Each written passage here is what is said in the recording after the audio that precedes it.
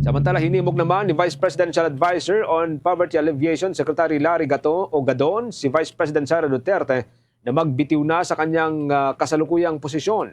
Ito ay upang makatakbo ang pangalawang Pangulo sa 2028 presidential and local elections kasunod ng kanyang naunang deklarasyon ilang araw na hong nakakalipas. Payo ng kalihim sa pangalawang Pangulo, mas mabuting magbitiw na siya sa pwesto upang hindi na matuloy pa ang impeachment complaint laban sa kanya na kasalukuyan ngayong nakabinbin sa Kamara.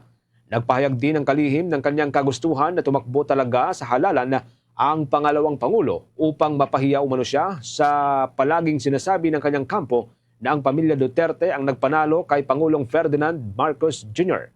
Kampante si Secretary Gadon na mas matatag ang suporta o yaong tinatawag na support base ni Pangulong Marcos at mas malakas ito kumpara sa bulto ng mga supporter ni Duterte na wala pa niyang kakayahan sa pagbuo at pagsasagawa ng mga rally.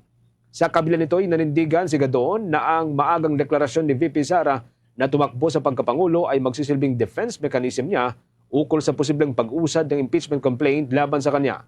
Maaari niyang sabihin kinalaunan ni VP Sara na ang magiging trial laban sa kanya ay tanging pamumulitika lamang dahil sa kanyang maagang deklarasyon.